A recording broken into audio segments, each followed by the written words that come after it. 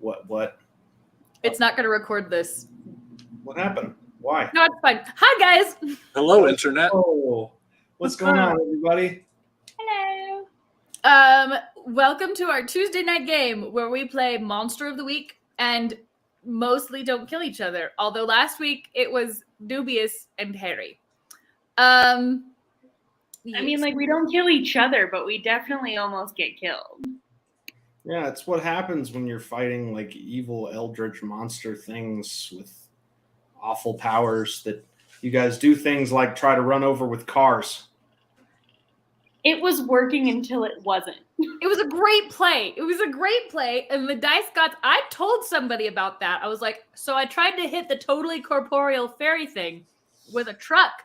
Mm-hmm. And I did 0 damage and almost died. And they were like, that doesn't make sense. And I was like, I know. That's what rolling a 1 does. See, this is why you need a bloody dragon around. Because I'll tell you what, we wouldn't be trying to hit it with cars. We'd be eating it or burning it. And I have a much better track record with those. Okay, well, get back here. Is not wrong. All right. So, yeah, rather than... Also, really quick, slight tech thing for everybody. Our internet at the place where we are streaming from has been going in and out all week. So if we start stuttering, we're just going to cut it and say, to be continued, and we will see you next week. Because we don't want you to miss it. Because our internet is being futzy. Special unexpected 2-parter. Boom! Exactly. Wow. So, good, folks. Yes, without further ado. Rather than give a lengthy recap, we're gonna start this episode with what Rari has been doing, and let him sort of figure it out along with everybody. As I named my character playlist when I started putting down songs, Rari Flynn and Where He's Been. Yeah, it's apt. It's apt in the current context for sure. And all right, are we ready to go, gang? Well, you know, the one thing I didn't do was grab my D6s. Let's just do that and maybe pull up my you might need them. I might need those. You might. Conceivable that you wouldn't, but we'll go ahead and go with probable that you will. Well, tell me what's happening, and I will maybe roll on it sometime. So you have been sent on a bit of an errand. A book that, as far as you know, has quite a bit to do with dragons and things of the draconic nature, and might have information that you find useful, is coming up for auction at a local book acquisition auction, book bidding house, rare items bidding house. And you have been given something like a blank check from a very rich trust fund baby professor to acquire that book and have you guys kind of share it and the knowledge that lies within. So you have absconded from the group as they sort of confronted the mad professor in order to carry out this errand. You're given not a lot to work with, just an address on a piece of paper that, as you make your tracks toward, I don't know how you're choosing to do that. This is ride sharing, or you've obtained your own vehicle, or supernatural methods of transportation. Probably a bloody bird. There you go. He transforms. This is a really posh sort of neighborhood on the outskirts of town. As sort of the directions and the roads wind and meander in, they spread away from each other like veins branching out in a distant field. And you realize that like this is getting pretty out of nowhere. And before you really realize it, you're kind of isolated and coming up upon a sort of southwestern style, ranch style home. Very, very well appointed, though. Like a driveway the size of a football field, lots and lots of cars. There is a valet service at a booth in front, and a whole lot of immaculately dressed people kind of going in and out. You have stumbled upon, you're probably smart enough to realize, something like high society. We'll see how long it is when I'm done with it.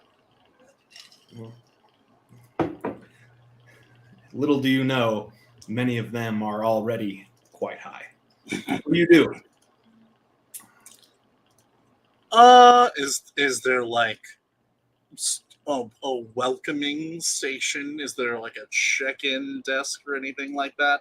If you observe for a little while, you notice that mostly people are just pulling up, handing bills to the valet people to sort of take care of their car, which is just street parking, really, and they walk inside. A bunch of them are kind of mingling in what appears to be the driveway area, just talking to each other, but you don't get the sense from their body language that it's like, hey, nice to meet you. It's people who know each other, but there appears to be like no official check-in or anything.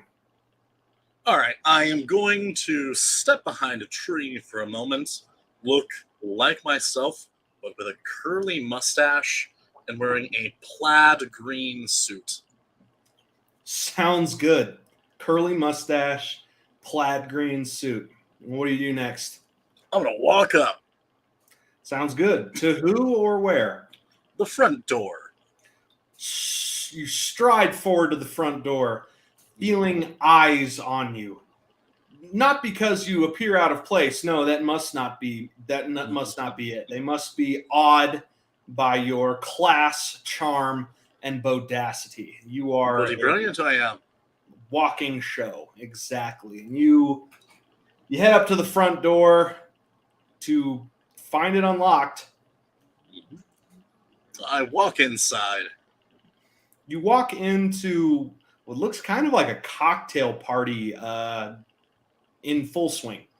In the back of a very, very well-appointed sort of living and entertaining area, which, again, we're talking mansion ranch style here, absolutely massive, is sort of a podium.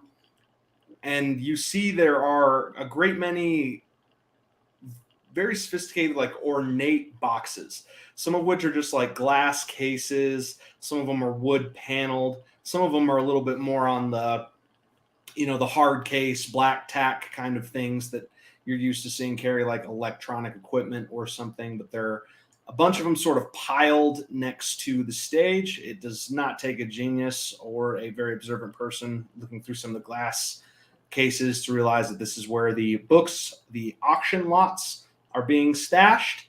But right now, there's really nothing going on. There's just a lot of very well-dressed, very rich people socializing with each other, and they appear to find just everything the person they're conversing with says just absolutely amusing. Well, I'm not going to bother with them yet. The first thing I would like to do is get a little bit off to the side, and if I can, try and reach out with my magical perceptions to ascertain two things. Mm-hmm. One is, are any of the documents and books and other things potentially up for auction inherently magical? And B, have these people erected any sort of supernatural defenses, or are they only planning on protecting them from natural assault? Go ahead and roll to investigate. Okay, let's see. Is that just sharp? Yep. Okay. First one is a 7. Mm-hmm. Did I need to roll 2 or just 1 for both of them? Mm-hmm. You roll 1 for the both of them. All At right. a 7, though, you're going to have to pick one of those two questions to answer. Well, I know what I'm going for, so I guess maybe it doesn't matter if it's magical or not, if it has accurate information. Are they supernaturally protected? As far as you can tell, there's no like wards or spells specifically set up around the place or anything, but there are some cases that sort of defy or resist easy magical appraisal. You don't know for sure what that might mean, whether that's just the substance, whether there's sigils or glyphs carved to actually form a defense. But the It's possible that it's just the items themselves resisting me. Okay. Yes. That is a possibility. It's very, very hard to tell just based on those cases I very noticeably cannot see through. Okay, got it. Well, otherwise, I'm gonna look out for some of those tiny rich people sandwiches or sparkly wine. There are various clearly pretending to be amused caterers, sort of like meandering around the party with trays full of champagne glasses and various hors d'oeuvres and sundry. There's oysters, bacon wraps, scallops, empanadas, cucumber sandwiches. It's all very posh. As I go up to the nearest one and grab like a bit of champagne and like 2 little sandwiches, I'm gonna be like, so tell me something. If I told you just the worst bloody joke of my life, would you have to laugh at it? Yeah, probably. I wouldn't risk it. Oh my god. Bloody awful. I hope you get tipped like bloody mad tonight. Yeah, it's pretty dangerous. One of the things I try to typically avoid is stopping for people who aren't in front of witnesses. They tend to performatively tip, if you know what I mean. I haven't seen you in one of these before, and I work them pretty often. That's my first one here. You know, awesome. Is there a regular crowd usually walks away with this sort of thing? Yeah, this is kind of one of those, like, if you know places. Mainly a bunch of private collectors using money and their own assets to sort of swap curios. I don't know if you know this, but they love rare shit and antiquing in this town, and the rich people, they collect that crap like trading cards. Do I have access to like the professor doctor's money on like? She gave you a black card, bro. Okay, cool. Well, I hand that over, just or like what, however the exchange would work with these people. Like, I make sure that this person gets like $70 for being nice to me, and I say, I don't need an actual competitive advantage or anything like that, but anyone out there who is liable to drive up the price on me if I really want something? Well, I don't know. There's the Felton kids who don't actually seem to really have any interests, but if they get the feeling that someone they don't like really wants something, they'll kind of just torture them. And they've got, I'm sure they've got the deepest pockets of anyone here by like a lot, like order of magnitude. So, is that a name I've run into before? Felton University, the Felton Railroad, the Felton ownership group for the sports teams. Yep, it sounded familiar. Yeah, no, like when your budget per auction is something like $100 million, no, this is too rich for anyone's blood. But I don't know that they actually like anything. The only time I've ever seen them bid really aggressively, like they gave a rip, was like a car auction or something. Oh, not exactly the most cultured young men then. No, I think they just like owning things that are valuable and that other people want. I mean, there's the library acquisitions people. They tend to go for more like the academic stuff and histories and old texts or whatnot. If it's in Latin, you're probably going to run up against them. There's also a couple private collectors that I recognize. I would imagine if they're here, they've got their eye on something or some things in particular. There's Roger Jones. He typically enjoys anything related to like demons or heaven and hell or kind of church lore stuff. And there's Brad West. He's kind of into more like art treatises and things, catalogs, old paper, which is a thing, I guess. And, then there's Corbin Binford over there, and he's just an absolute nut. with a very unfortunate name.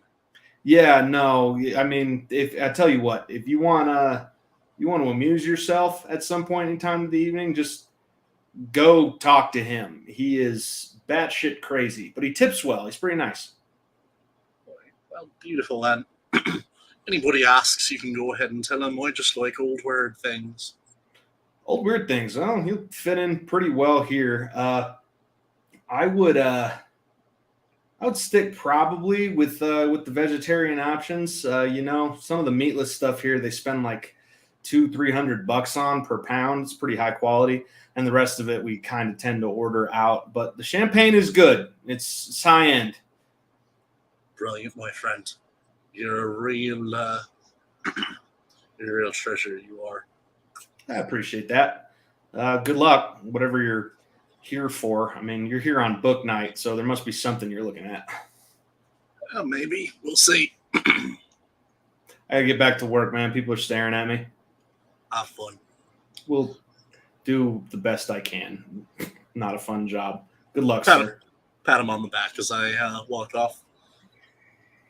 And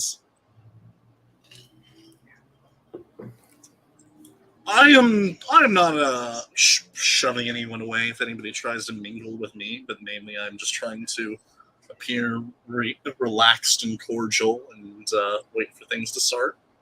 So you notice that like people are sort of starting to congregate. You get the feeling that you're looking at something going down here imminently, but they're giving folks ample time to sort of wrap up their conversations, get libated and get fed, and start grouping up. And you're approached about 5 minutes after sort of taking your relaxed stance by a bookish sort of brunette, cute but dressed very, very down for an event like this. She's in kind of business casual, like really maybe the only person here not looking to impress somebody. And she just kind of comes up to you and looks at you through sort of horn rimmed glasses. I do not recognize you. Hi, Rory. Pleasure to meet you, lass. It's nice to meet you. My name's Sandra. Sandra Benford.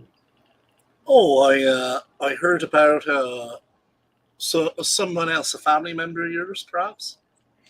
That would likely be my father, yes. Tell me, did he get to you? Are your ears bleeding? Not yet, but I have been warned. Yeah, this is gonna sound really mean. He's a sweet guy, but these are sort of his nights to get out of the house and perform, as it were. When he's sober and we're at home, he's noted mythological scholar, right? Here amongst these crowds, once he's had a few, he's Corbin Binford, famed draconologist. Famed draconologist, you say? Oh, yeah. What an interesting field to study. Yeah, a lot of people think that it's just like studying the mythology surrounding like draconic myth from Western and Eastern Europe and some China, but he's into it. You should see the titles of some of the theses he's written. More than one. Has he got a couple of degrees then? Quite studied on it. He's got 2 PhDs actually, one in anthropology and one in mythological literature with a focus on draconic myth and lore, which is a degree that only Felton University would offer somebody, let me tell you. And only a suicidal or very rich parent would allow their child to pursue on their own dime. Fair enough. From what I hear, the patrons themselves may be about. Yeah, they typically send a crew from library and acquisitions to sort through anything valuable and see if they want to bid. You'll notice if you just watch the auction, they got this nifty strategy that they've developed over the course of like 2 years that I've observed, right? Where they'll say something over the course of the night to piss one of the Felton twins off, and then they'll start bidding on something they want, and the Feltons will do what they do, drive up the price, purchase it, and they don't know what to do with it, so they give it to the family trust, and the family trust donates it to the university library. It's Felton U. It's quite a library they have over there, to my understanding.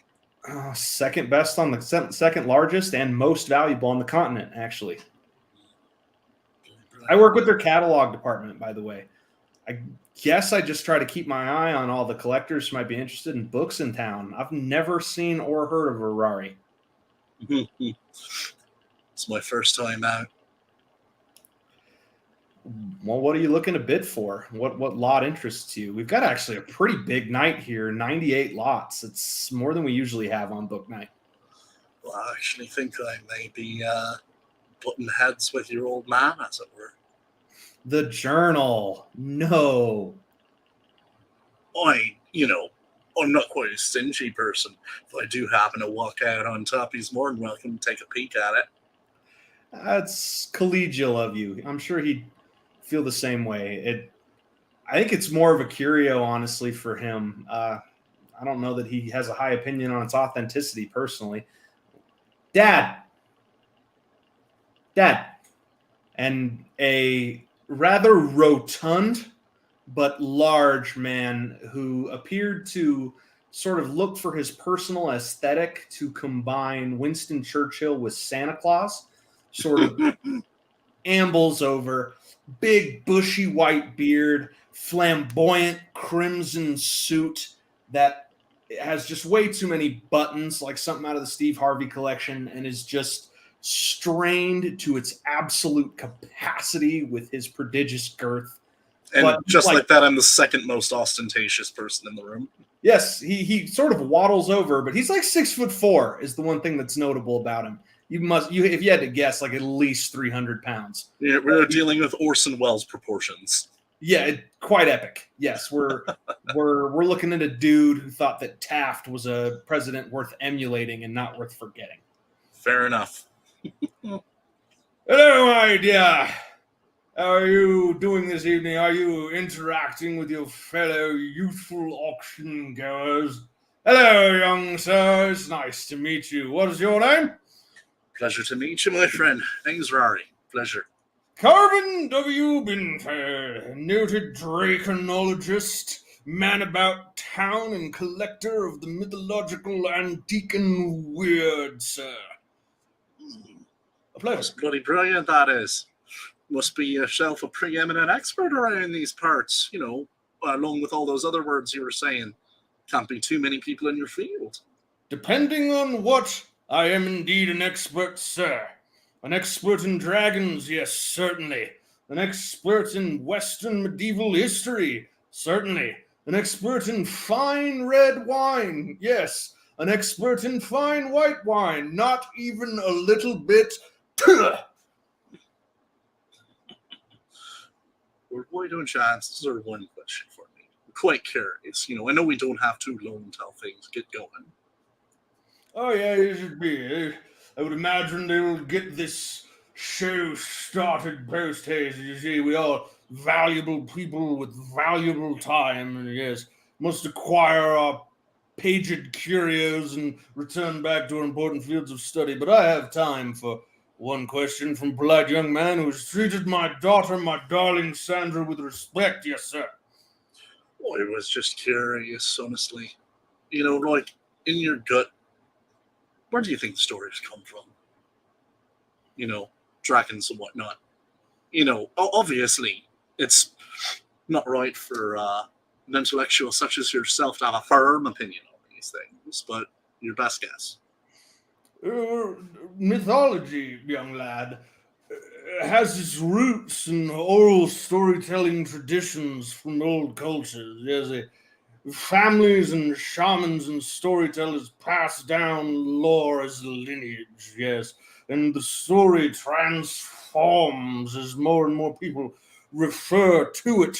You can trace back draconic myth through dozens of cultures across many millennia. It must come from somewhere, my lad. My personal pet theory, some force of nature, some dominant culture, some extinct creature, perhaps.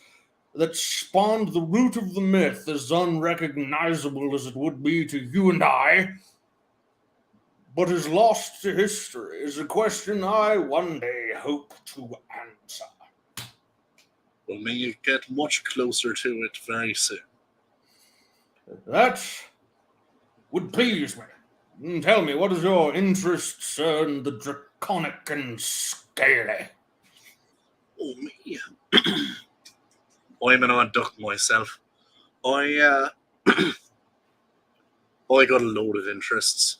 Most of them don't go much beyond a pretty face and a good night in, but I like weird old books. I like interesting stories, and I like interesting storytellers, much like yourself, sir. A man after my own heart. Sandra, change the seating arrangements so I sit with my fellow enthusiast here. Remind me of myself, sir. Back in my day, I too enjoyed a pretty face in an evening's company. That was, of course, back in the day when I could see below my own belly button. I'm sure you've broken a few hearts even since then. Broken a few hearts, broken a few bed frames in the near recent future. Quite. This is very good champagne. I will have another glass. My name is Tome. I kind of like, I put my hand on his shoulder and kind of like waltz inward towards the auction area. The good timing. The people are starting to congregate. There's some seats with some numbers. Sandra doesn't even really look all that subtle about it. She just kind of moves things around and sort of like motions for the two of you and sort of sneaks a whisper to me. She's like, ordinarily, Dad would like to stand so he can shout and use his height, but he's got bad knees anymore. He's getting old. Fair enough. So the auction begins really quickly and really informally.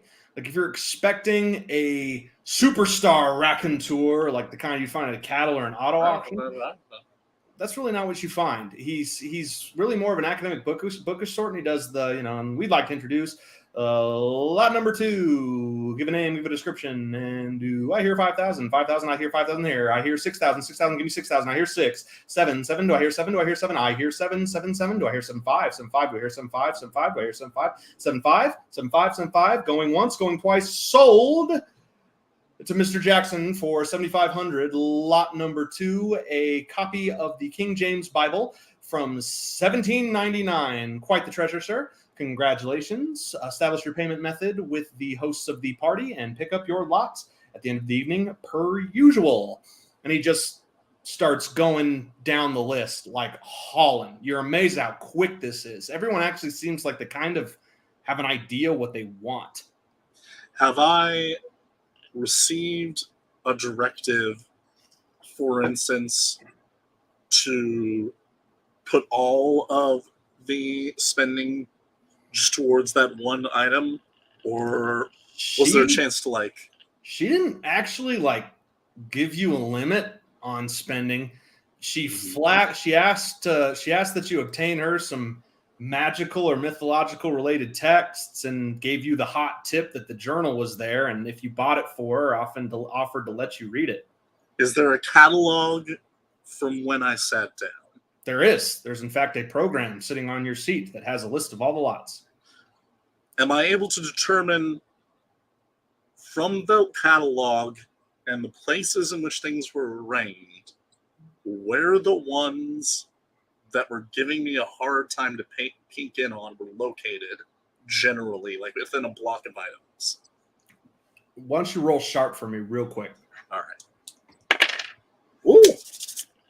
I have a -1 still, but that is a 10 total. Right on. So you have to watch for a little bit, but by observing the auction, you get sort of like a feel around what order the boxes are sort of stacked in, and by making that observation, you're able to kind of like, oh, okay, I think I can get a pretty good idea. There are a couple of book titles that you can't really pronounce, which is usually a good sign for a magical text. Bloody magic, then. There's one whose title is just XXX Antique Tome. And then there is, of course, the Journal of Friar Ignatius, Ireland, 326. Okay. Okay. So would that be separate from? Is it likely that is the journal that was there for the hot tip? That is the journal. Okay. That was there for the hot tip. Okay. And And so if it seems you, likely that the thing that was giving me a hard time was the journal itself. The journal itself and probably a couple of those other texts. Okay. And let me see. Is there any way to cloak my ability so I'm not obviously like, if I am trying to preemptively prepare for anything else that I might deem legitimate or mystical? What do you mean cloak? I do not wish to look like I am casting spells at the auctioneer. Yeah, I mean, I will let you with a cool roll prior to any weird roll for magic. Try to act very, very subtle. Okay. All right, let's try that one then. What? Okay. Let's see.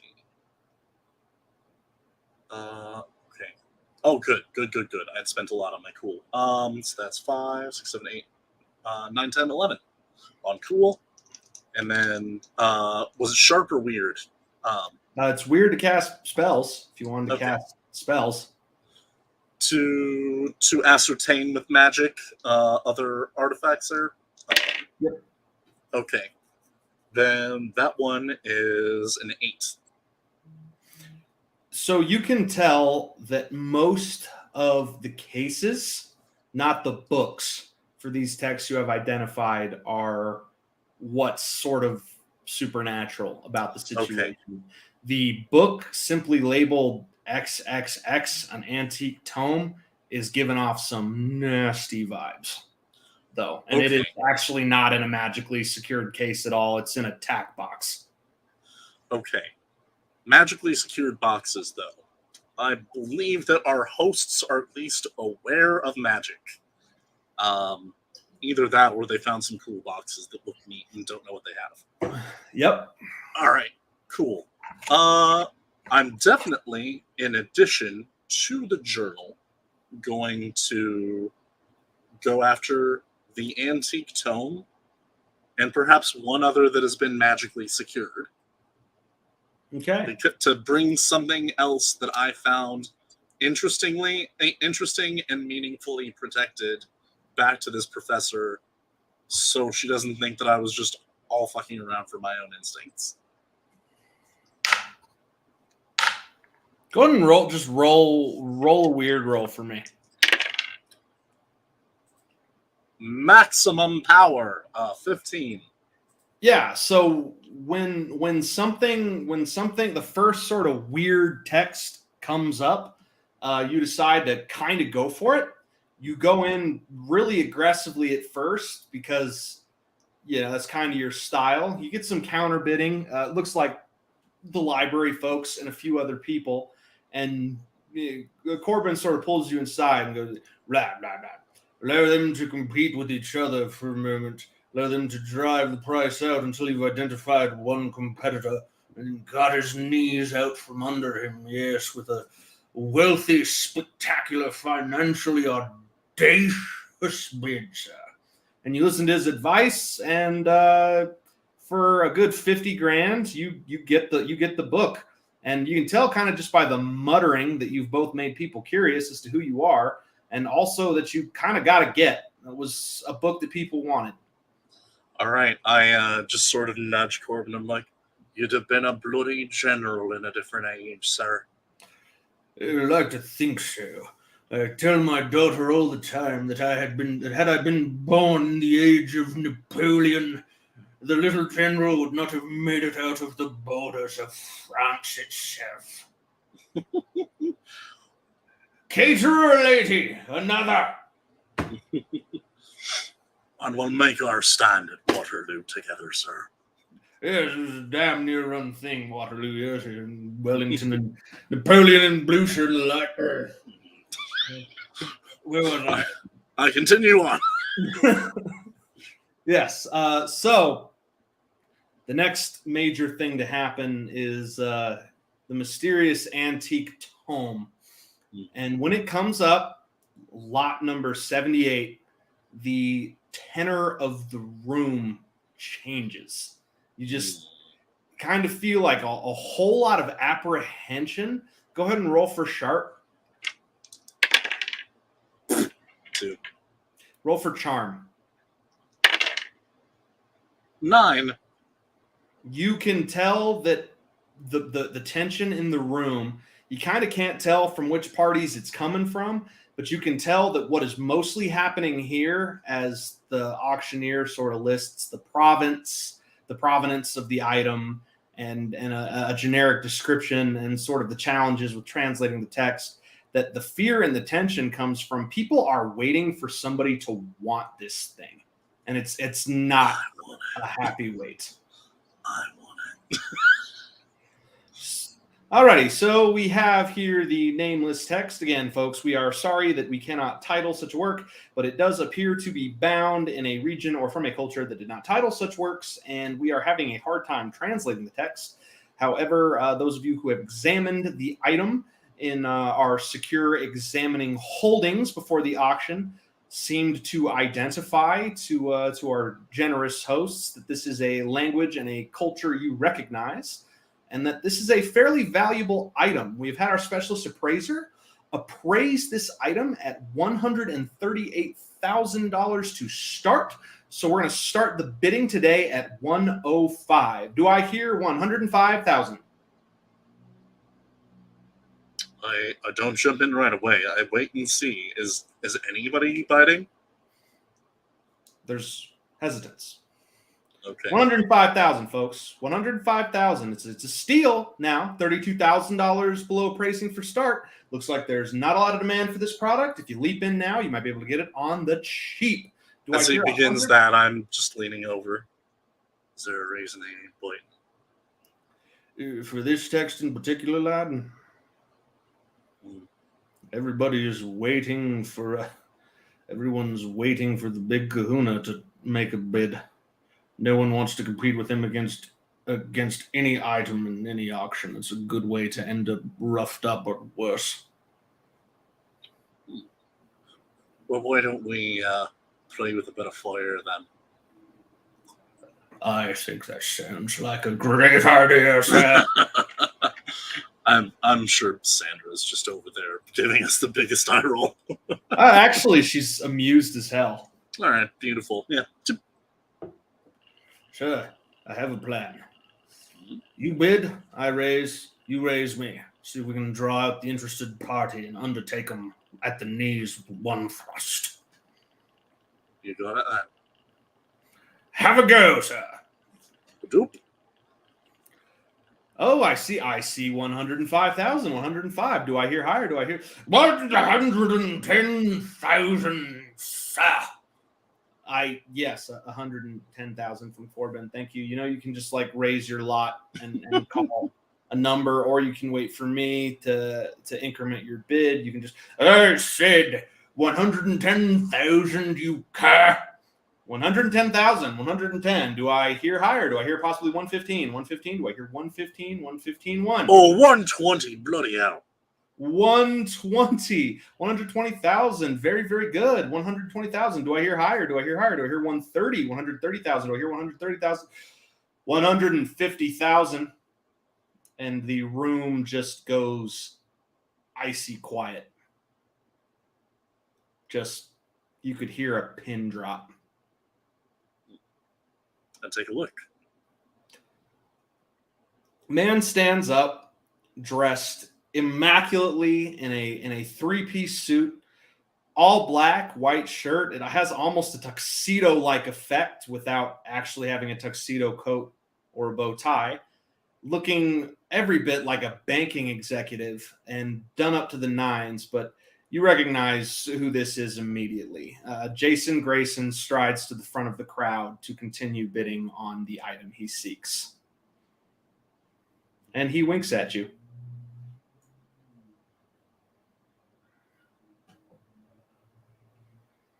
$150,000, 150,000. Do I hear higher? Do I hear higher? Do I hear 160? Do I hear 160? 160, 160. Do I hear 160? I'll give him a couple more to make this man spend like $25,000 more dollars than he threw at it. He matches you every time you bid, just one-ups you, and just kind of turns and looks at you, and he's grinning. If you couldn't, you could kind of feel sort of amused. And after you bid back and forth, he just gives you a nod and then counted 250 grand. 250 grand. 250 grand. Gentlemen, do you seek to outbid 250 grand? I know he's not going to let it go. Corbin just like grabs your bicep and like looks at you and goes, "Yes, lad. Good call, lad." Going once, going twice, sold to one of our generous benefactors, Mr. Smith. He sort of tips his fingers in a salute to you and grins at you and goes wandering back to one of the bars set up in the back of the room. "Sir, you have balls as big as a bull and as brass as the Colossus of Rhodes to stare down such a cur." Well, you know, we don't always win in this life. But when you got the chance to rub a bit of mud on someone's face who's pissed you off before, you take it. No, I see I've finally met another person in these circles who's pissed that bloody piece of... Well, yes, I have strong feelings and feeling perhaps a little rosy. Perhaps I should slow down on the Bollinger, eh, dear?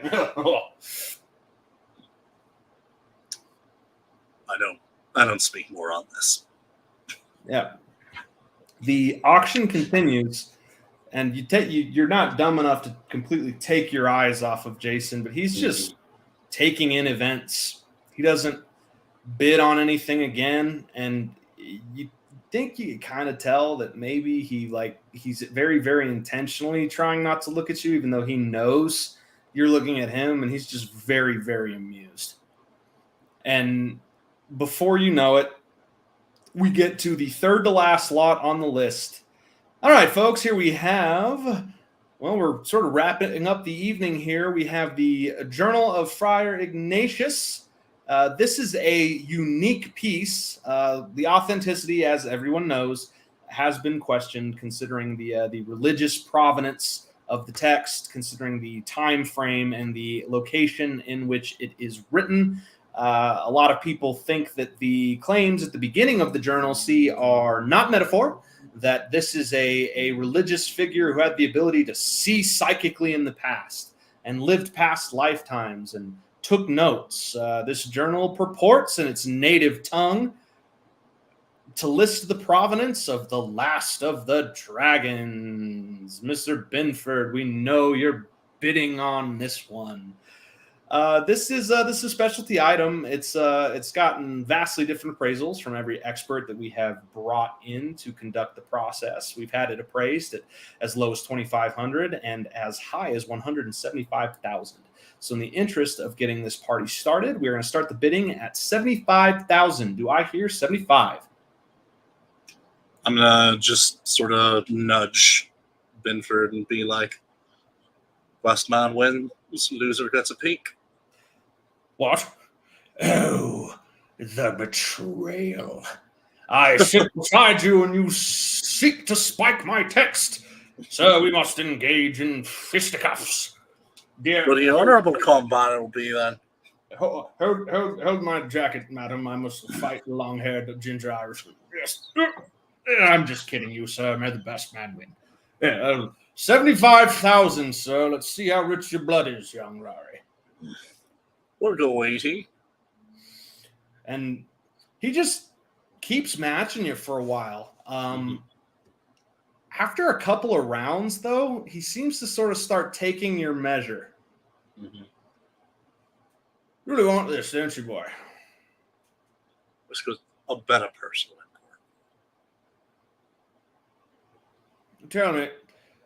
One moment, auctioneer. I'm just consulting my financial advisor on my cellular device here to make sure I have the liquidity for a groundbreaking bid to blow this auction wide open. What troubles you, sir? This is not a text I expected to find any collector attention from. Well, if you want the truth, it's a bit of a family concern. See, there's obviously a bit of ties to my homeland here. Old tales and legends that might relate. I want to see them for myself.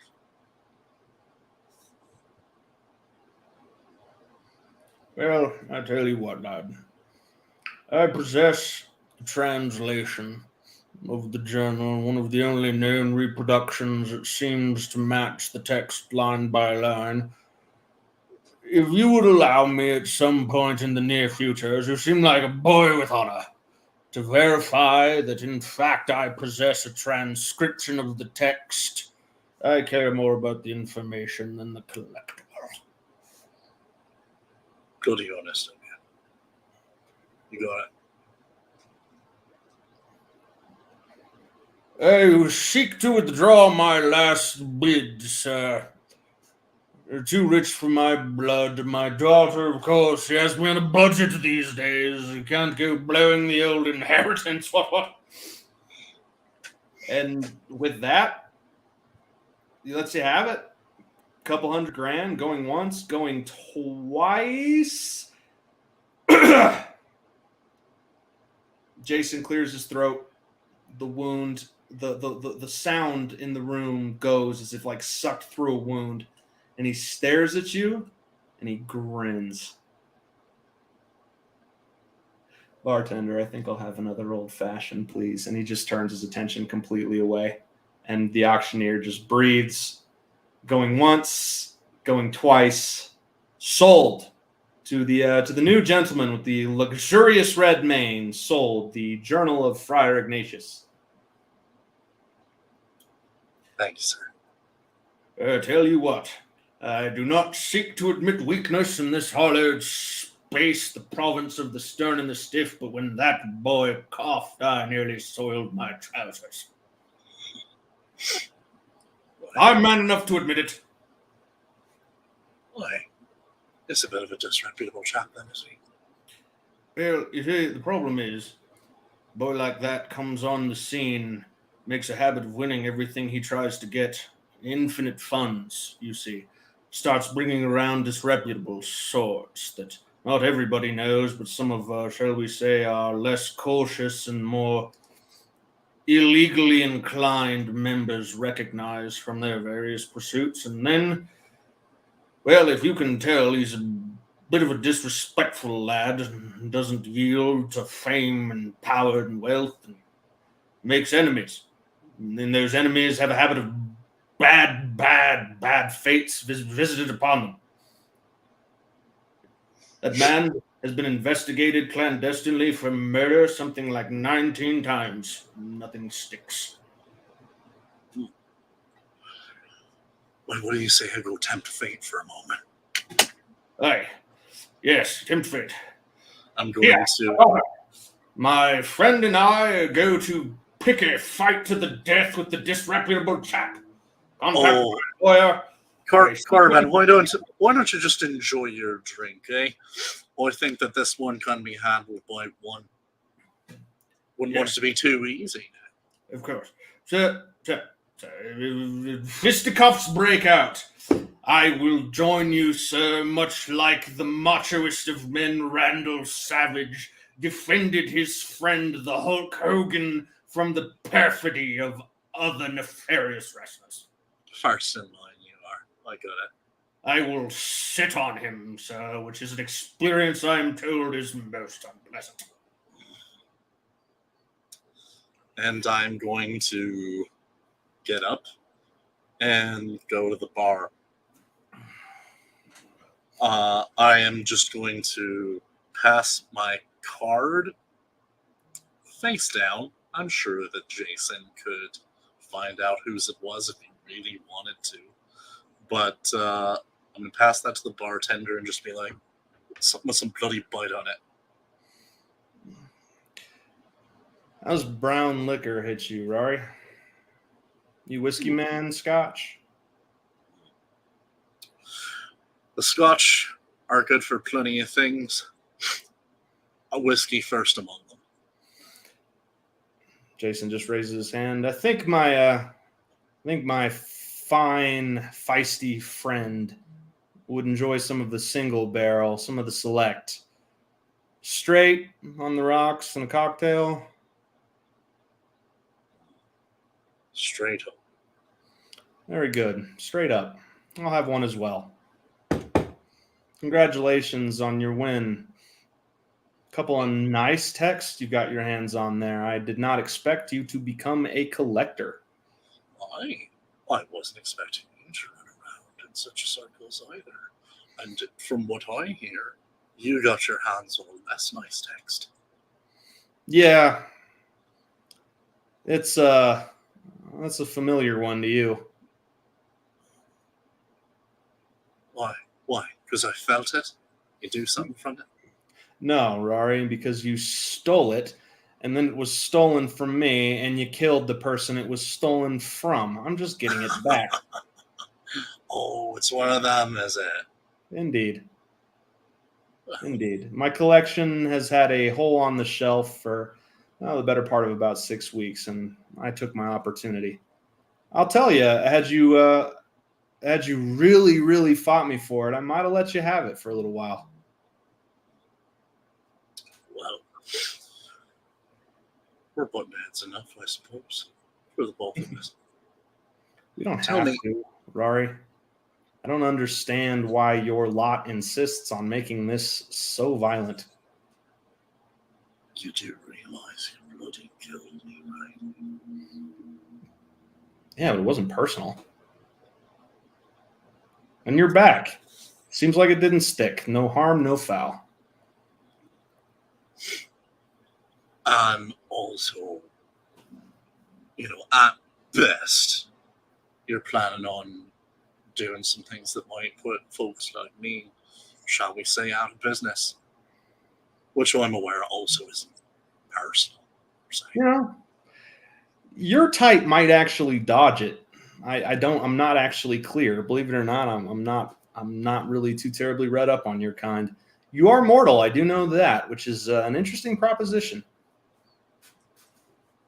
While we're here, and neither of us are looking to murder the other in the immediate sense. Do you like what you do, Jason? Do you enjoy it? Get pleasure from it? I'm not sure I experience pleasure a way you might find identifiable. Am I satisfied? I'll get there. Am I stimulated? I like a challenge. Me too. What's the point of doing anything if it's not difficult, right? That's how I feel every time I have to pull myself back from lunching over a table that shit. You're out of your depth, Rory. And yet you keep not killing this darn in your side. And I've gotten a few different explanations on why that might be from you and others, and I don't find any of them completely satisfying. I might need you. It might need you, unfortunately. I would very, very much like to snap my fingers, grit my teeth, and subject this crowd to a parade of horrors they would never intellectually or mentally or psychically recover from. But I don't get any benefit out of that. Rory. I don't get any benefit out of killing you for nothing. You're a wild card, so are your friends. And things seem to be working out pretty well so far when I leave you on the table. So I'm not really inclined to change it. Now, you keep killing my associates, and they're not necessarily replaceable. And I will admit that that has me cross. But ultimately, when you get right down to it, less personalities to juggle. Cost benefit then. Of course. You're making the same calculation clearly. After all, you're here and not with them.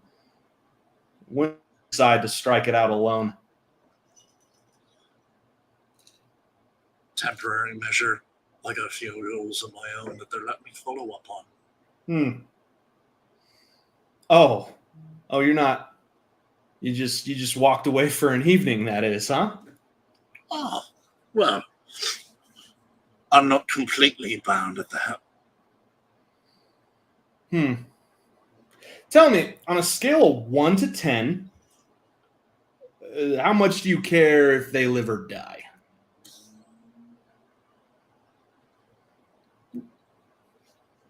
You don't have to give me a specific number. We're like less than or greater than 5. Let's just say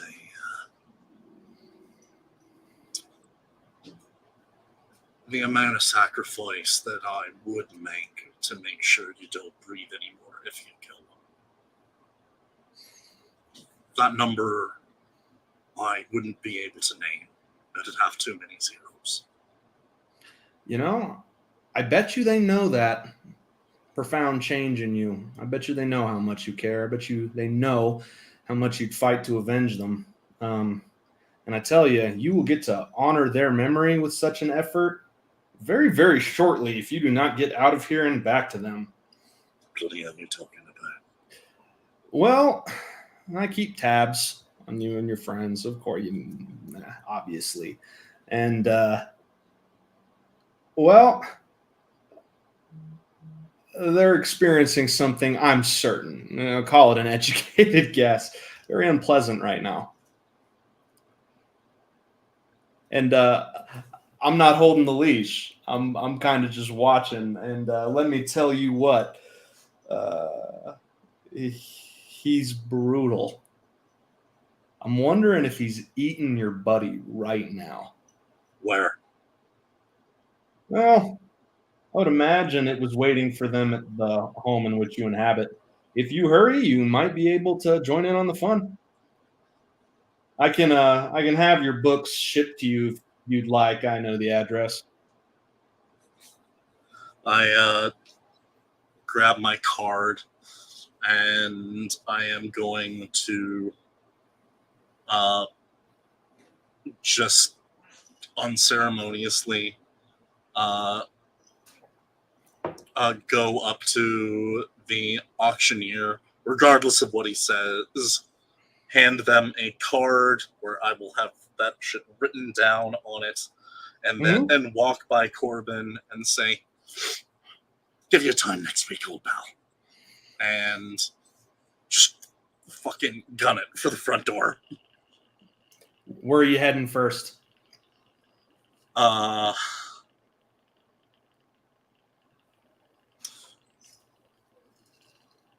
I am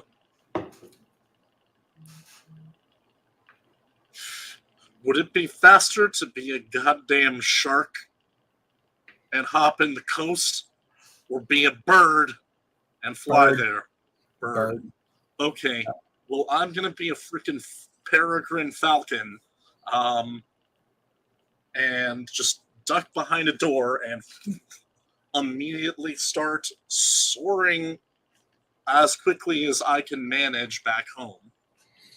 You arrive in your neighborhood like fairly expediently to there are police cars and ambulances and crying people. And as you soar overhead, you see the wreckages of cars. You see bodies. You see, with your raptor vision, you see the van, Mike's van, bent around itself like a grotesque horseshoe. You see various shattered craters of pavement, scorch marks with little blazing fires that haven't gone out yet. It is like war came to your neighborhood. Am I able to identify any of those bodies surrounding the house? You recognize one of them as your neighbor, sweet old lady though she was. Shit. Okay, but none of the crew. No, you don't see them. Okay. I am going to swoop down around the corner, and I'm going to pull out my phone, checking messages first, and if I don't have them, sending them. So let me check in with the ladies. What might you have sent Rari during the events of the last couple of episodes? I was concussed for most of it, so I didn't text him. I mean, Rose is constantly texting. The events definitely were stressful. I would say at best it was very much like a quick text with a, "Oh my God, where are you?" Okay. I now message back books with exclamation points. Jason has nice drinks. I'm sorry and confused. Where are you? I really just want to do a small video that's just snippets of our ridiculous text messages in the middle of battles. And it'll be just like our voiceover, and then like, "Hey, just checking in, butterfly, butterfly, butterfly." Hard eyes. That's how you know Rose was serious. There were no emojis. No! Is it even Rose typing? Who knows? Probably. All right, you don't get, but I mean, at this stage, there's really not a lot to get back, and then you realize that you're kind of in like sort of a dead reception zone, and you move, you search, and you've got a couple more telling you to get the hell to the haven as fast as you can. Okay. Bird boy again. I fly towards it. You make good time. It's on the other side of town, but you make good time. You're hauling, and it gets to the point where you're close, so you lower your altitude. You're looking. Finally, you can sort of spot the building and spot the you know exactly what you're looking at, just in time to see every window in the place explode outward in a blast of billowing white fog. And we are back to the girls.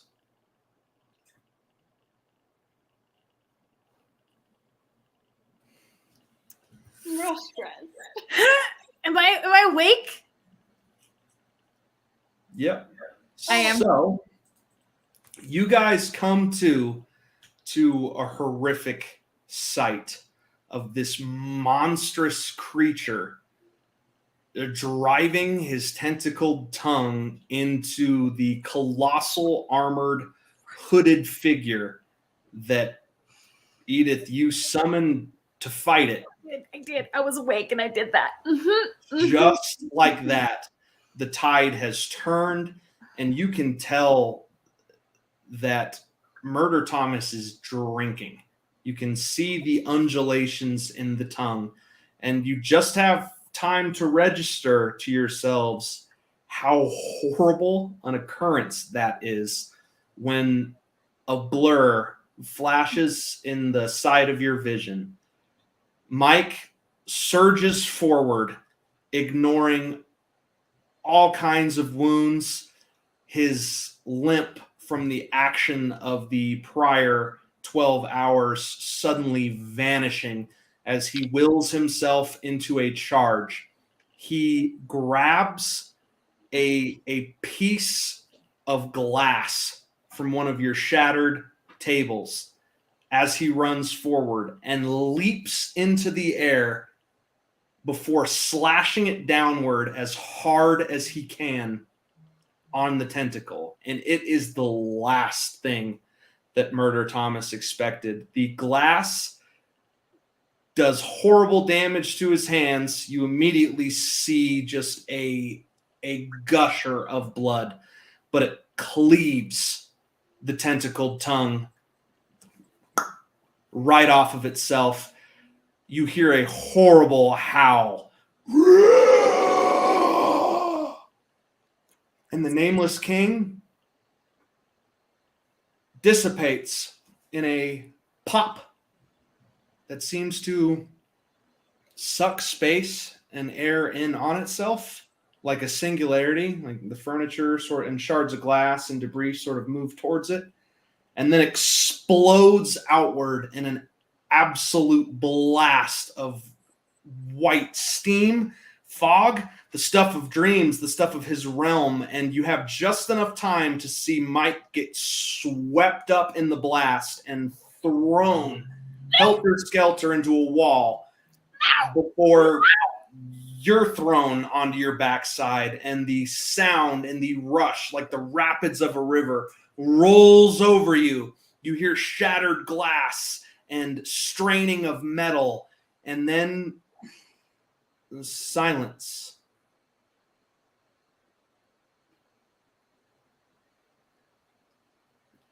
And when you sort of lift your heads and take into the room, you see that Thomas is in a heap in one corner, Mike is in a heap in the other, but otherwise you are alone. There's no more Murder Thomas, and also no more Shadow King. They're gone. You'll hear a screeching bird yell soon after the explosion.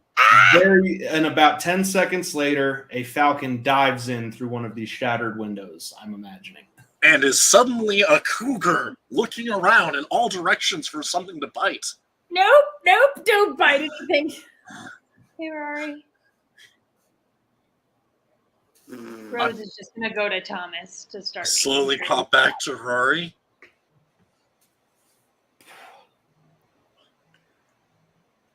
How was your vacation? I got books. Jason was there. He didn't try to kill me. What's going on?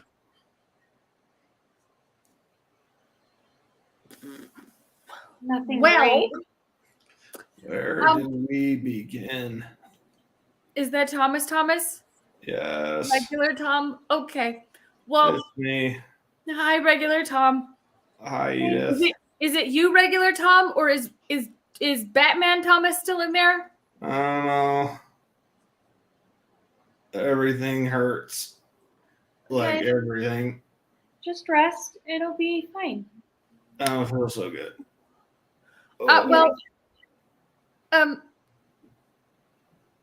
So Thomas is many Thomases. He got cloned on the island. We're pretty sure, and we encountered Murder Thomas that just hates everything. And Was that the bloody bastard from the vat? Maybe he didn't look like the thing from the vat. Stands to reason he can change shape. So probably. So he tried to. Yeah, he ate Cat, and then he ate our neighbor, and then he ate Thomas. But not Thomas. And then I called the Shadow King over because he asked me to, and I owed him a favor, and he ate the Shattered King. An understated yet accurate synopsis. Yep. With notes. Oh, I also tried to run over him with a bus, but that didn't work. Well, not a bus, like the truck. The van. Oh my god, I can do magic. Oh, also Rose can do magic. Yeah. One I silver can lining. talk unless someone is giving me power. Is everyone okay? Like in the Mike? immediate sense. Regular Tom looks like he's dying in the corner. And I Feels did like die, it. I think. Again. Okay. Wait, Rose- hold on. You died? Many times. It's complicated. Can you do me a favor real quick, Edith? I know that this is a very minor concern for you right now, probably. Could you put the coin down and pick it up again just to make sure that any loopholes are covered? I put the coin down and pick it up again. Okay, you're officially the holder of the coin. You picked it up. It's fine. We're sure that's how it works. I don't know. Okay. Thomas sits up, and he is pasty pale and like drenched in sweat. Mike hasn't moved. Bloody hell! As probably the most healthy person there, I'd run up to him and do dumb things like smack him and stuff. It is bizarre because you are used to Mike being like vital and strong and sturdy. He's larger than life, and he's a rock. And on the ground, he is limper than a noodle and barely breathing, eyes rolled in the back of his head.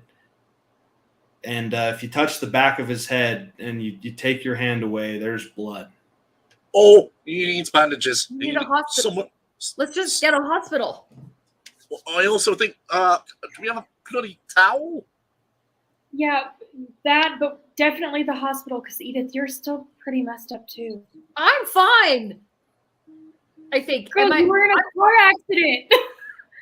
Well, yeah, but then the Shattered King did his crazy, stupid thing where he just sends you back. I think I'm normal Guys. again. Am I normal again? Yeah, guys, if we go to the hospital, you'll have to give him an address. Don't they already have Mike's address? Isn't this his address? You'll have to give him your address. And you're not going to be the only people in the hospital from that street, right? Are we ready to answer questions? We're ready to not know. I mean, they kind of expect this sort of thing from us at this point. Oh, I've got an idea. Rory, do you still have the infinite card from Dr. Miller? Yeah, we got money. Okay, well, what if we just put him in an Uber car and are like, take him to the hospital and drop him off. Here's $1 million. Okay. We should go to the church.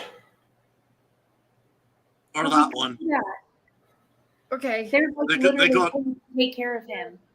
I'm assuming since they're crazy, are Arnold Schwarzenegger nuns, that they can probably do something to patch a person up. Really good plan. They're Dutch Schaefer nuns. Why did we not do more things with them? That sounds extraordinarily useful. We forgot about them. Like, really be secretive about it. They took mud baths and killed the predator. We really need them on our side.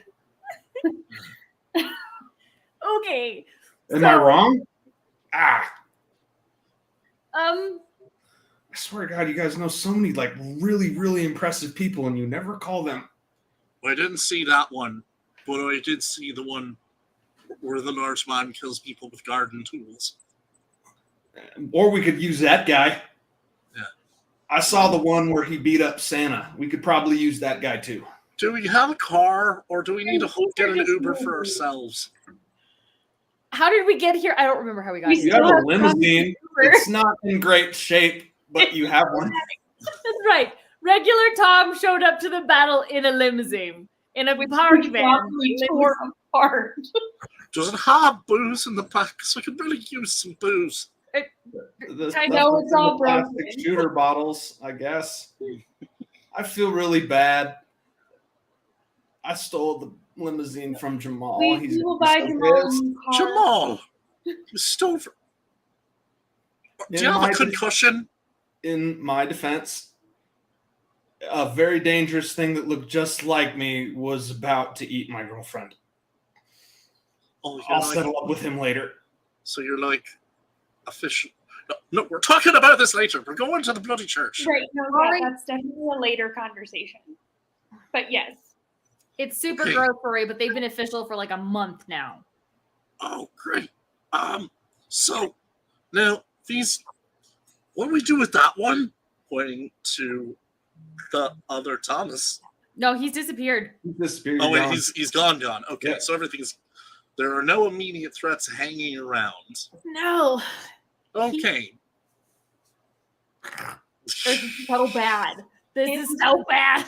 Really bad. The Shattered King was supposed to eat him, but instead he ate the Shattered King. This is terrible. I feel responsible.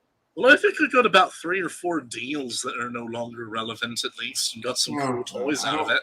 So. I don't think he finished. I think there's still a bit of that guy around. I think Mike stopped. I think Mike stopped it from coming to an end. All right. Okay, one of us should get driving, and we can talk about this on the way. Rory, help me, and I'll go to one of regular Tom's arms, and we can. All right. Yeah. You touch him, and it almost makes you recoil. Like you can feel like fever, like you have never felt, just burning right through him. I can barely stand up. Well, you're going to have to barely stand up so that we can get you to the car. No, don't worry. This is fine. Everything's spinning. And just hang on. And I go, I'm getting a lot of mileage out of this one today. And I turn into a silverback gorilla and maiden carry him. So you pick him up. You guys collect Mike. You're kind of getting ready to go, and you just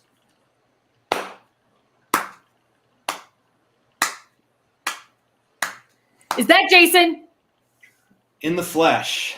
No! I pick up a rock and throw it at his head. I've already seen you today. You don't get a slow clap. I'm impressed. You made good time, Rory. Put the boy down and become a man again. We need to talk. We have a friend with a concussion. Your friends have been through hell. You don't want to pick a fight with me right now. It won't end well. And I'm not here for violence. What are you here for? I'm here to help you out. Okay. That's weird. No, it suits my goals.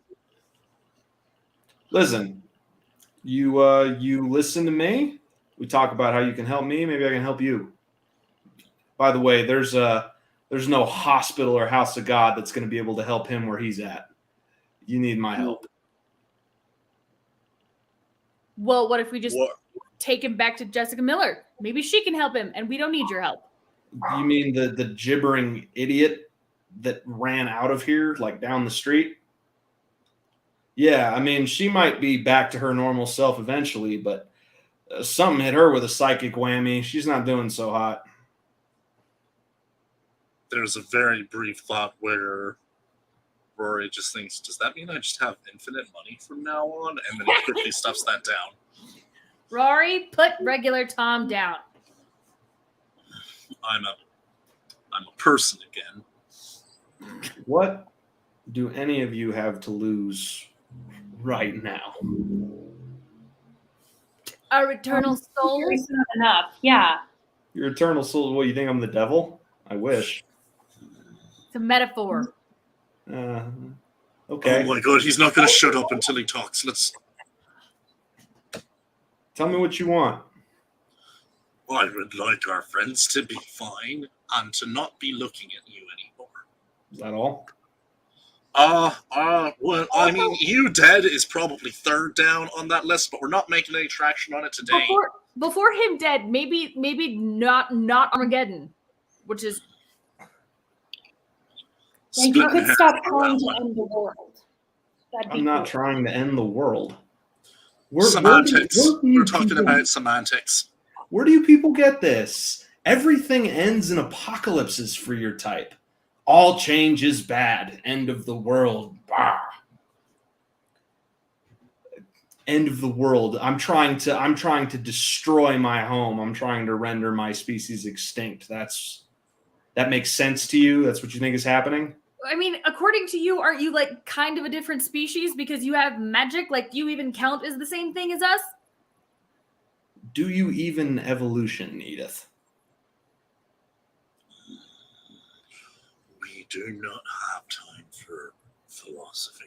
Are you going to help us, or are we going to leave to help our own friends? I have interest in the outcome of the little three-way gang war in which you've inserted yourself. Between Murder Thomas, Batman Thomas, and Regular Tom? What? You mean the carrier, the kid, and the god? Oh.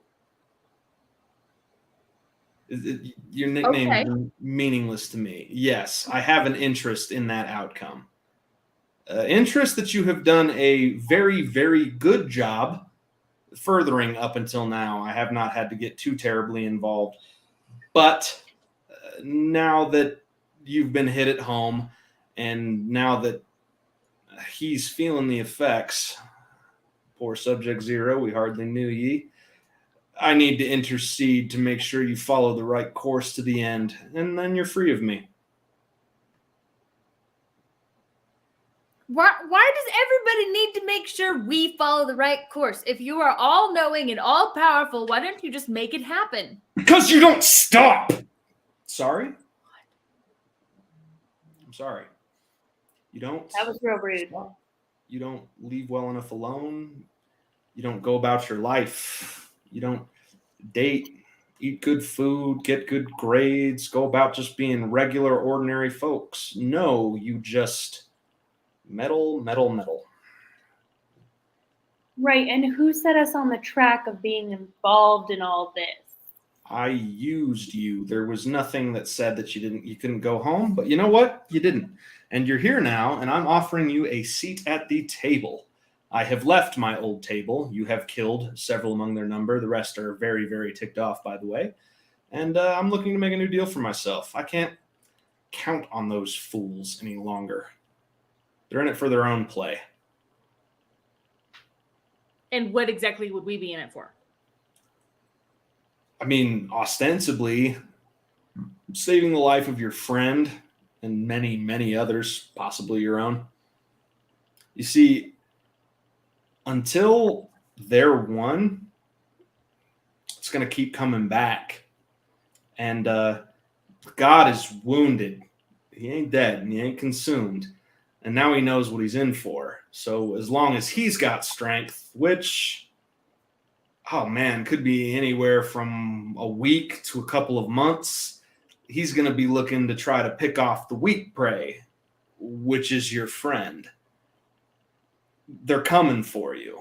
They're not going to stop. They're not going to stop until this little tit for tat between the three of them is over and there's only one of them.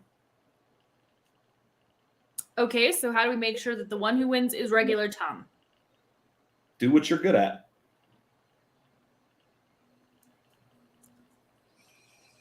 Elaborate. You guys blunder into things, stuff tends to explode, stuff tends to die, and you tend to make it out okay against all odds. It's a fight, people. It's a gang war. Get involved with your side and see to it that he wins. Do you have a suggestion on that front? Yeah, because I do. I can do something for each one of you. Something for each one of you to help even the odds a little bit. So just another deal, another handshake.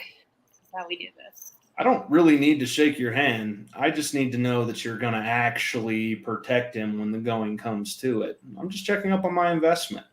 I want Subject Zero to win, especially now. Okay. What are you going to give us? Well, I can explore the nature of your bond with your dragon, see about giving you access to a little bit more of his strength and dragon, see if I can give you a little bit more control over your untapped depths and your current arrangements. You, young lady, Rose, I think, was it? You're an untrained talent, and it's getting stronger every time I check in on you. I can give you some resources to train yourself. I can, well, I can't promise this, but in theory, I think I can stop the bleeding metaphorically in Subject Zero over there and get him back to his feet and back in the fight. And I can give you the tools to retrieve your friend before irretrievable brain damage. Can When you help you win, Cat? she'll come back. She's a ghost. She wasn't consumed in her entirety. She'll restore herself. It'll just take a while. He didn't take Oliver because he doesn't want Oliver. He took what he could use. So whatever your ghost could do, your enemy can now do. I'm imagining, just using logic here, that makes it more dangerous. Yeah, it does. I mean, yeah, she was telekinetic and Yeah, I thought it was tied to the house, but I made it. Well, it would be if the power wasn't taken. I made the seconds to be mutable, flexible. Applied some of the unintended benefits of my research to make a supremely adaptable creature as a contingency plan for my ultimate objective. But you let it go. It learned how to people from someone other than me, and now it is just strengthening itself, evolving, trying to be made whole. It's really kind of a marvelous science when you get right down to it. and all you want us to do in return for giving us the tools to beat the god is to protect regular Tom? Reunite all the disparate pieces in one and bring it to me so I can finish what I've started. And then this will all be over. You'll be safe. Your friends will be alive. I can probably do so in a way that doesn't hurt the boy buried underneath all that. And then we play the waiting game and we see if my gambit worked.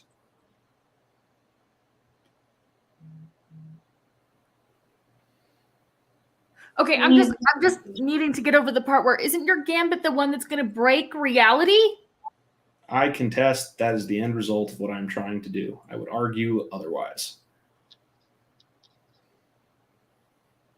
Listen, the people who write all the texts about the way the world is and how it work for them, are inspired by them, have nightmarish visions from them, are driven mad peering through the void at them.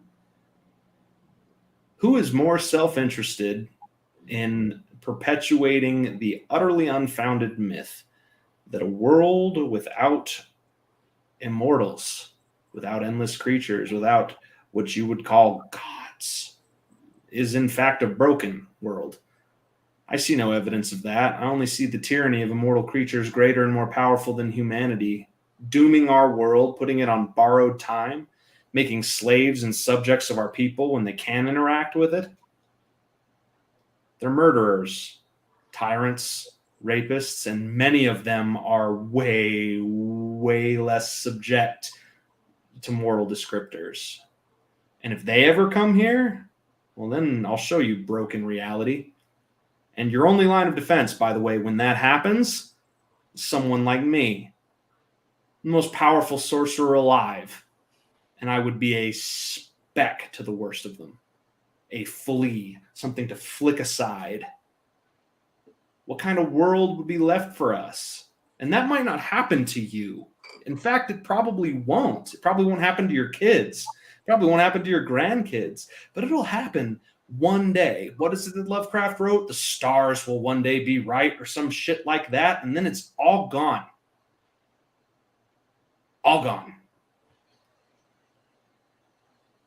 Okay, so I'm just being clear. We're signing on to help you kill the gods. And Mike is gonna go along with this? That's your problem. Catholic Mike? It's your problem. It's not my problem. Maybe I don't have to wake. If you think he won't, I don't have to wake him up. No, you need to wake him up. Yep, that's part A of the whole thing. It's your call. I'm saying you persuading him to go along is your problem. What I'm doing here isn't evil. I'm no great shakes.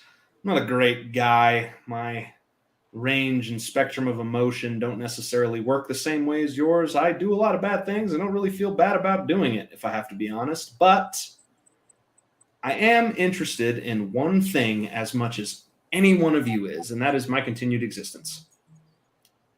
And if we're being honest, judging by your conduct thus far, we're all a big fan of growing ever more powerful, yes?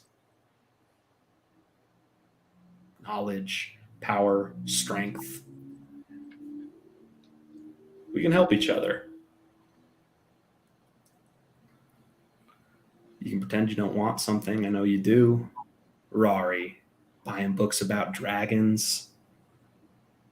Rose learning magic. Edith making deals with all sorts of creepy crawlies. Come on. The only one of you with a clean slate is in a heap over there. Look at what that's done for him.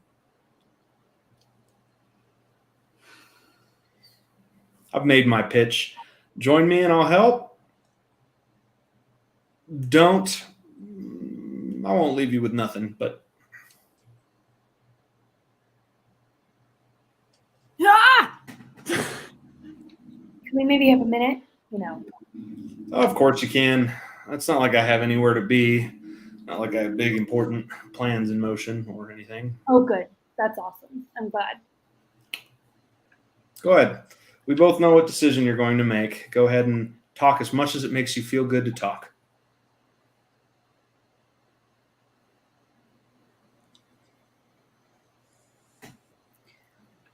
I mean, the fact is that right now we can't fix Thomas. And if he's right about Mike, we can't wake Mike. But when Mike wakes up and finds out that we teamed up with him, we are all dead. No, we're not. He'll just yell at us.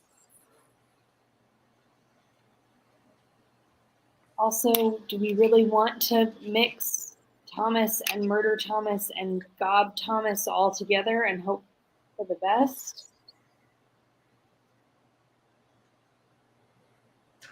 Tom. Okay.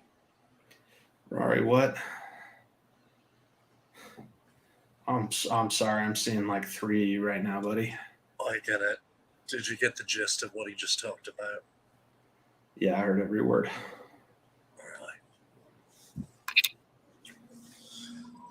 How important do you think this is to your existence? Do you want me to be honest here, guys? Yes, please. That's not the right question. And you know it is. You just won't ask it. We just keep making the assumption that I'm worth it no matter what. Because you are. Maybe this doesn't get to end with. Maybe I don't get a happy ending. Maybe we should stop making deals with bad guys trying to make sure that I do. This is a spectrum of things. There's a level of bad that I'm willing to do, all right? And if it's a short-term deal to ensure that you continue to exist with someone unpleasant that I get to eat later, I'm not necessarily opposed. But It's a mistake. Rory, Counterpoint. What if we just lie? I don't think he cares. you can't outplay this guy, Edith. He's been a step and a half ahead of us the entire way. But if If he gives us some juice, He's not going to give you enough juice to take him down. no. But then Need him. We don't need him. We don't need to do this. Okay, then how do we help you without him? I don't know. We figure it out. We try to do it before. I don't know. I don't know what's going on. before what? Something's wrong with me. Like I'm dying wrong, or like I'm hearing voices in my head and I'm now two people? Since I left the island, I've been around you guys most every day, and I have seen you each get sick at least once. I've seen you get hurt multiple times. You get better. I never got sick. I was around a whole bunch of people, and yet I never got sick. I interact with anybody, and yet I never got sick. I didn't even learn what hygiene was until 3 months out here, and I never got sick. I am so sick. That's not good.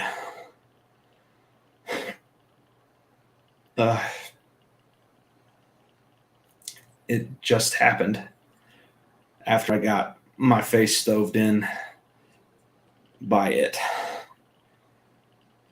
I think it's how it brought the Nameless King down too. Okay. So we need a magic cure to magic flu.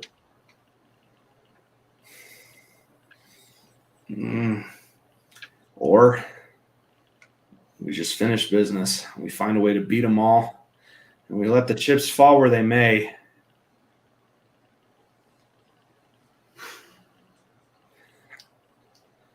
I'm not into giving people help they don't want, but me and my boyfriend does. Rose, this is your call. This is not just me. This is everybody. No.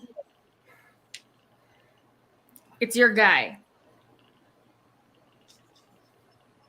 I'm not going to let Thomas die.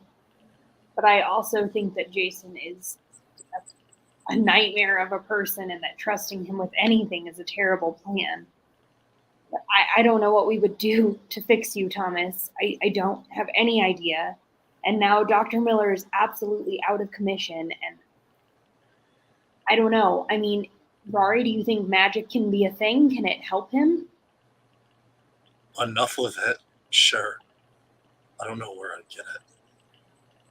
Jason is where you'd get it. This is a mistake. This is a mistake.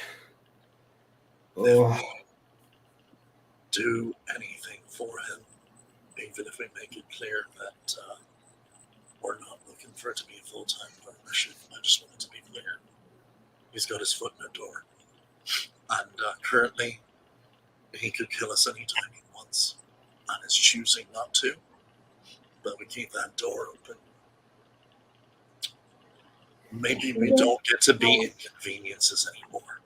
Maybe we just become tools in the tool shed.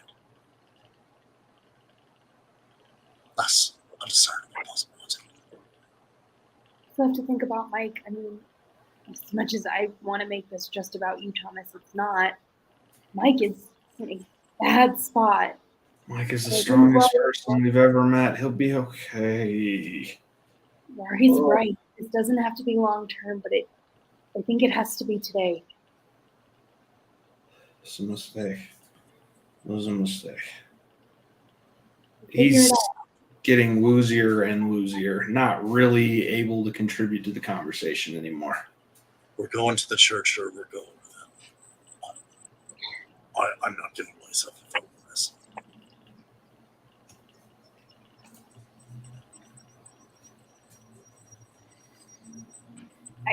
I don't know what to say except that I have to help him. However that looks. If you guys think the church can do it, then absolutely we will not go with Jason. But if there's even a doubt that Mike and Thomas don't make it out of this because we don't do this deal. I got plenty of doubt. I think that they might be able to help, but I think we can probably do something for Mike. But there's plenty of doubt.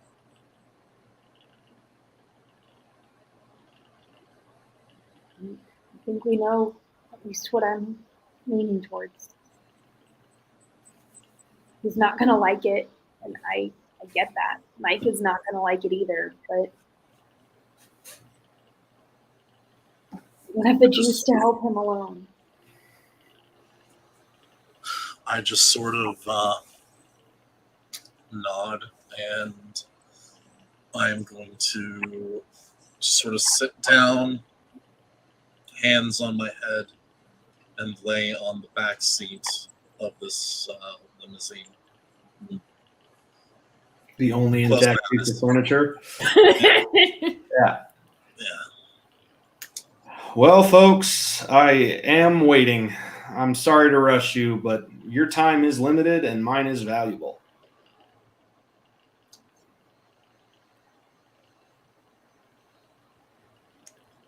You good with this, Rose? I feel like we have a lot of choice.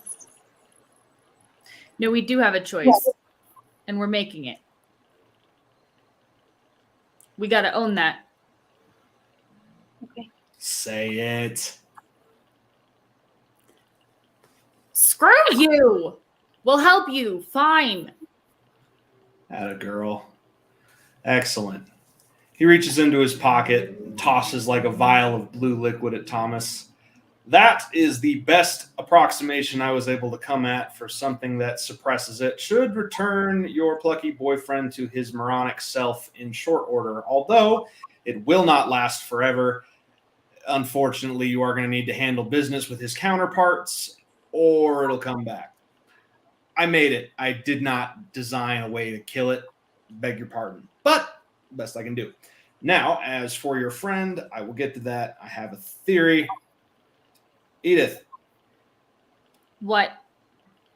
You don't have to hand it to me, but will you show me your coin?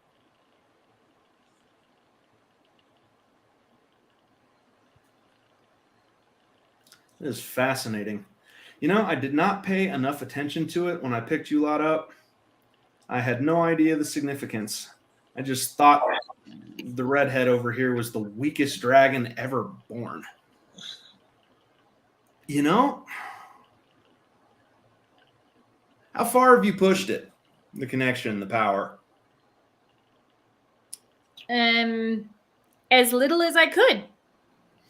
Yeah, so the big old lizard fighting the guy on the beach. That was little. What happened when you did that? Out of curiosity. I said there are no rules, and he was a dragon. That's it? Nothing happened with the coin? Nothing happened with you? Well, I mean, also this happened, and I'll show him like the scar that's now in my hand. Ah, there we go. You unleashed all the power in one burst, and it marked you. You see, that is interesting. Is it, or is that just what touching magic does? I mean, depends on the magic. But you go ahead and, as best you can, line up the coin with the brand it made. And you might need to close your eyes. I wouldn't, but you might need to. Go within yourself. Try to clear your mind. See what you can feel. See what you can hear.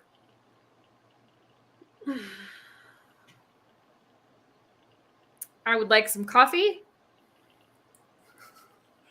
I don't have any of that, unfortunately. Overpriced rock gut stuff, except upsets my stomach. Of course you're a tea person. I don't drink tea either. I drink water and booze. Now, focus. Focus on the coin, joined with the brand the coin left on you. Rari, Edith. If you both use this move called Shared Senses and both succeed in a weird roll, you can see, hear, and feel what the other does. Ooh. Cool.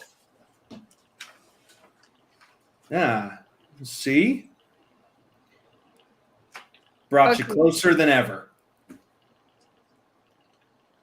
The brand isn't Does this super good. include emotions? Huh? Does this include emotions, or is it down to like the senses? Depends on if you want it to include emotions. You guys govern the connection. It could even include pain if you wanted to divvy up a hit. If she's doing it right now, she feels a lot of indignant fury. Sorry, I'm sorry. I try to like pull out really quick. It's not at you. It's not aimed at you. Well, yeah, but I don't do good with big emotions. Edith is just like, oh, excuse me. She's totally the kind of person who would like burst into someone who's having a meltdown and just be like, I'm so sorry. I'll be. It's like walking in on someone in the bathroom. Got it. Eventually, it would not surprise me if you were able to utilize that coin in conjunction with how it branded you for some sort of totemic magic, but you two aren't there yet. You'll get there, I bet, if you stay alive. Okay, well, that's the plan. I would hope so. I mean, I'm rooting for you. Rah, rah, go team. Rose. Yes. He reaches into his lapel pocket and tosses you the book. Rari, you recognize it as the book he bought at the auction. You don't really need much help at all based on what I'm feeling coming off of you right now. You just have no idea what you're doing, no conception of what good proper magic is, and no repertoire of spells. But you can change that with some simple study. Now, he hands you another smaller book, kind of like a really thin moleskin pamphlet. This is the cipher for that particular magical language. Now, that was written sometime around the birth of your friend's Messiah. So, very ancient cipher. You're not going to be able to read it on your own, not without a graduate degree and a lot of years of study. But as long as you keep that on you and you're willing to take a lot of time, experimentation, and practice, you should have full access to that book, which is, frankly, one of the finest and most versatile grimoires I've ever come across. I devoted a lot of time to putting it to memory. In a lifetime, you might be able to achieve the same. Welcome to the ranks. It's fun. We don't just pull coins out of people's ears. Did you think that's supposed to be funny? It was an attempt. I'm trying to humanize myself in your colloquial fashion, but that's all there is to it. All right, folks. My new circle. I enjoy it. I have an assignment for you, but first let's help your other friend. If you could bring him over, pull him forward. He asks you to just kind of move Mike's limp form over to just someplace where you can lay him, maybe on like an intact table. Mm-hmm. He puts a hand on his forehead. Ah. Well, that's complicated.